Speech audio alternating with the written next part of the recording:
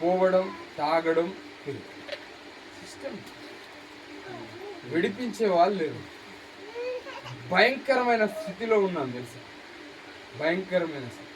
ఒక్కడు మంచి అనేవాడు లేడు నన్ను, ఒక్కడు మంచి అనేవాడు లేడు. ఫలానా ఆవిడ జరగరా ఒక్కడు అనలేదు తెలుసా. అంత భయంకరమైన స్థితిలో కట్టేయబడ్డాడు. విడిపించేవాడు లేడు. విడిపిస్తామంటే విడుదల అవుతలే. మానేద్దాం అనుకుంటున్నారు కానీ సాయంత్రం అయితే తలకాయని వస్తా ఉంది, మళ్ళీ పోవాలనిపిస్తూ ఉంది. 100 మంది మాటలు ఒకే దెబ్బ కట్ అయిపోతుంది. 100 మంది చెప్పిన మాట ఒకేసారి కట్ అయిపోతుంది. కొద్దిగా చెప్పగానే నిజమే కదా, మా వాళ్ళు చెప్తున్నారు మంచిదే కదా, ఈ రోజు నుంచి మానేసుకుంటా, ఈ రోజు నుండి కూర్చుంటా, చప్పు లేకుంటా అనిపిస్తుంది. సాయంత్రం రాగానే ఈ ఒక్క మాట కూడా గుర్తొస్తలేదక్క, ఒకటి కళ్ళే గుర్తొస్తాం. ఒక్క మాట కూడా. వాళ్ళు కాలు మొక్కింది, వాళ్ళు ఏడ్చింది, వాళ్ళు దుఃఖపడ్డది, వాళ్ళు బాధపడ్డది ఒక్కటి కూడా గుర్తొస్తే సాయంత్రం రాగానే తోవ ఎక్కడుందో ఏం ప్లాన్ చేయాలా, ఇంట్లో ముందు ప్లాన్ చేయాలా, ఇంట్లో ముందు ప్లాన్ చేయాలి. నేను ఒక ఆయన ఏం చేశాడంటే, నా దగ్గర పనికి పోతా ఉన్నాను. నిన్న మధ్యాహ్నం పోయినా, పొద్దుల ఆరోగ్యం బాగా లేకుంటే 1 వరకు పడుకొని 1 పోయిన పని, సాయంత్రం వరకు చూసి ఆ అక్క నైటు ఏదో కార్యాలయం చేసిందట. అలా ఆయన ఏం చేశాడంటే గొడ్లన్నిటిని కట్టేసి లాగని మాత్రం దూరం కట్టేసాడు.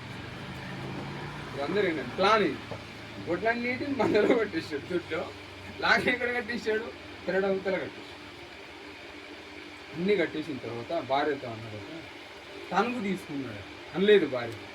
తనుగు తీసుకున్నామో నాకు కొత్తల్లా చెప్తా ఉంది ముచ్చట. నేను ఇంట్లో పని చేస్తా ఉన్నా. ఆ తనుగు తీసుకుని భుజం మీద వేసుకున్నాడు. ఈమె కథలు చెప్తా ఉంది కదా, చూసింది కదా, ఓ లాగరాలేదు కదా, లాగి కోసం పోతున్నాడేమో అనుకున్నా. భుజం మీద వేసుకొని ఆ తనుగు చెంకబట్టుకుపోయి అంత దూరం మీద ఎటో అన్నదట, లాగరాలే, లాగి కోసం పోతుంది. చల్లక పోయి ఇంటికి కూడా రాలేదట. నైట్ ఆయన మోసుకొని వచ్చారట. అంత దాగి అక్కడే ఉన్నాడు. లాగే తీర చూస్తే ఆ పెరట్లనే కట్టి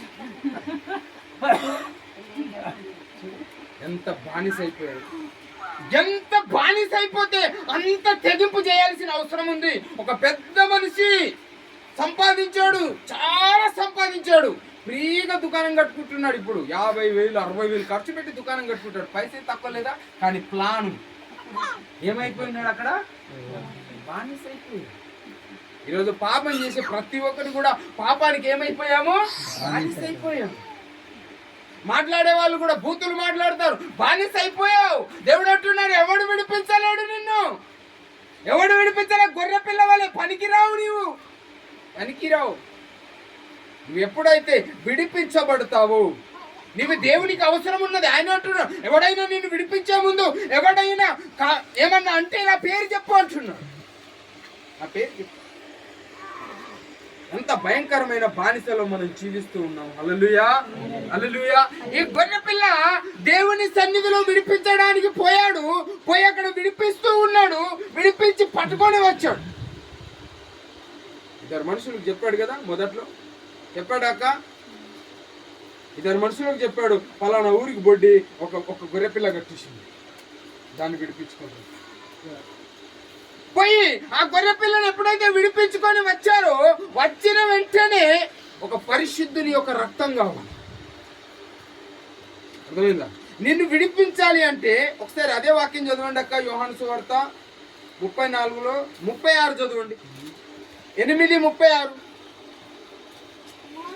కుమారుడు అక్క కొద్ది అలాగా, కుమారుడు మిమ్మును స్వతంత్రులుగా చేసిన ఎడల మీరు నిజముగా స్వతంత్రులవుతారు. ఎవరు చేయాలా? కుమారుడే చేయాలి. కుమారుడు ఎవరు? ఇక్కడ కుమారుడు మిమ్మల్ని ఎప్పుడైతే స్వతంత్రులుగా విప్పుతాడో అప్పుడే మీరు స్వతంత్రులు అవుతారు. ఈ లోకానికి మనం బానిసలం అయిపోయామక్క. మనం అనుకుంటున్నామేమో, నేనే ఫ్రీగా ఉన్నాను, నా ఇంటికి నేనే రాజుని, నా మాటే నడుస్తుంది, నేను చెప్పిందే నడుస్తుంది, నేను చేసిందే నడుస్తుంది, పైసలు ఉన్నాయి, డబ్బులు ఉన్నాయి, నేను దేనికి బానిసను. ఆల్రెడీ బానిసలమే. విడిపించబడాలి. ఎవరు విడిపిస్తారు తెలుసా? కుమారుడే విడిపించాలి. కుమారుడు ఎప్పుడైతే విడిస్తాడో అప్పుడు మనం ఏమవుతామంటే స్వతంత్రులం అవుతాం. స్పెషల్గా ఇప్పుడు గొర్రెపిల్లని విడిపించగానే గొర్రెపిల్ల స్పెషల్ అయిపోయింది. ఎట్లా స్పెషల్ అయింది? గొర్రెపిల్లని విడిచాడు, పట్టుకున్నాడు, వచ్చాడు, యేసుప్రభుని నిలబెట్టగానే ఇశ్రాయేల్ ప్రజలందరూ చూసి ఏం చేశారు? వాళ్ళకి ముందే తెలుసు, ప్రవచనం విన్నారు కదా, ఫస్ట్ తెలుసు యేసుప్రభు వస్తాడని. ఆ యొక్క 2 చెదలు తీసి ఆ గొర్రెపిల్ల మీద కప్పారు. హల్లెలూయా. దేని మీద కప్పారు? గొర్రెపిల్ల మీద కప్పిన వెంటనే యేసుప్రభు పోయి గొర్రెపిల్ల మీద కూర్చున్నాడు అన్నమాట. కూర్చోగానే ఉన్న ప్రజలందరూ ఏం చేశాడు? ఇంకా చెత్తరు తెచ్చి ఆ గొర్రెపిల్ల ముందు ఆ గాడిద ముందు పరిచారు.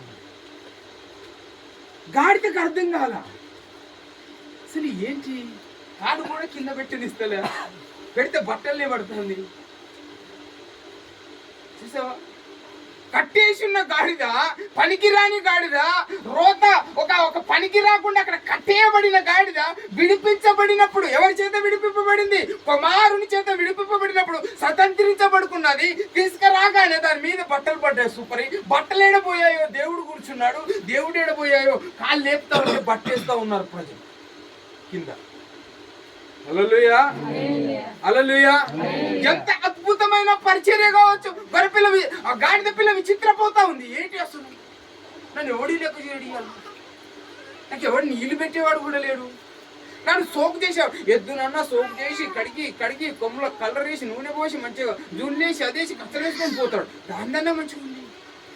గుర్రాన్ని చూస్తే మస్తు సూన్గా ఉంటుంది, చూడడానికి సూపర్ ఉంటుంది. దాని మీద ఎక్కితే మస్తు హీరో లెక్క ఉంటాడు, యుద్ధానికి పనిచేస్తాడు.